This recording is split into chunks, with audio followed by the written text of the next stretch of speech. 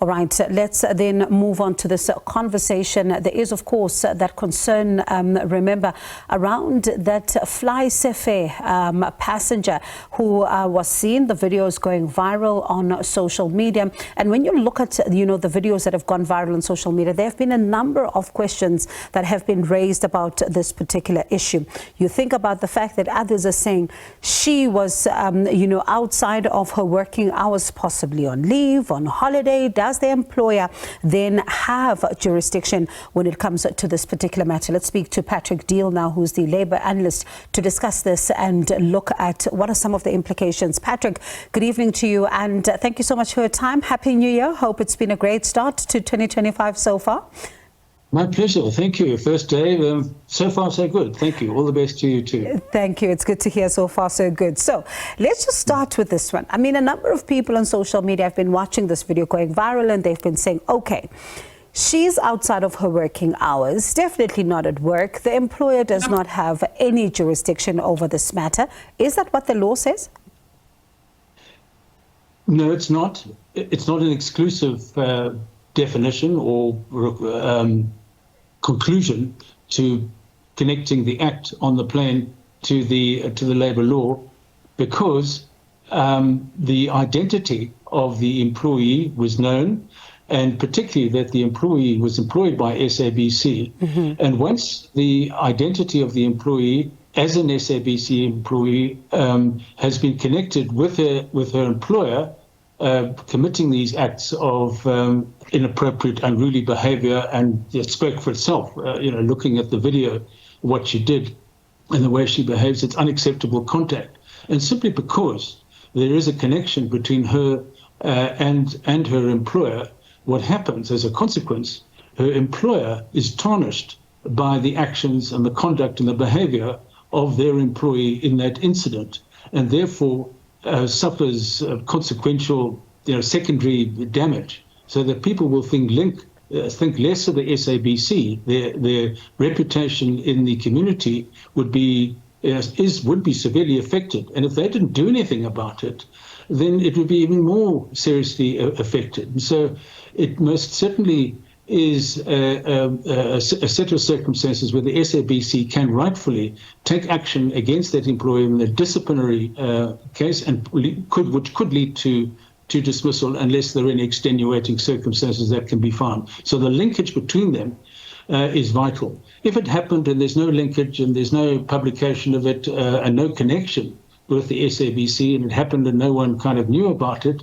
then it wouldn't have effectively been published. And so that the SABC would have suffered no damages. But in this case, certainly it is misconduct, and it is subject to disciplinary action. So, Patrick, does the employer then also take into account maybe the terms of the employee's contract?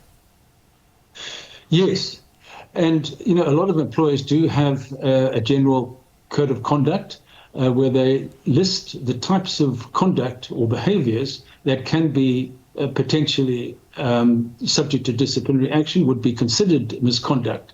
And those misconducts range from, low-end misconduct, coming late for work, or it could be medium size or seriousness misconduct, or it could be very serious. And so, in other words, there's a scale. And one of the issues or subject matters which are included in many contracts of employment is if the employee does anything, any conduct or behaves in a certain way that brings the reputation of the employer into disrepute, then the employer can certainly take action. And the reputation of an organisation, in this case, the SABC, is critically important to the standing of the SABC in the community. Mm-hmm. And the fact that it happened, on an aeroplane outside of work is actually immaterial, because the public knows that it was an SABC employee. And even if there wasn't such a specification in the conduct or code of conduct that says that it would be a dismissible or would be a disciplinary act of misconduct if you did anything that would harm the reputation, it doesn't matter, because it's generally accepted that this kind of behavior can damage. It's inappropriate, and it can damage the reputation of the employer. So either way, whether it's in the contract or not, it is action that can be taken. There are other cases, for example, where you see that someone on social media will then put a disclaimer saying the views expressed here are my own and certainly not the views of my employer. In such cases, can somebody be exonerated if they were to, have conduct that is unfortunate and certainly does not go according to the code of conduct by putting that disclaimer? No. Because it's a practical test. I mean, you take a common sense approach to it. I mean, I can't come on and say, SABC is a lousy, organization and it does this and it does things badly, and I'm an employee. And I say, by the way, I'm saying this in my own capacity. It's got nothing to do with my employment contract. I'm not going to get away with that.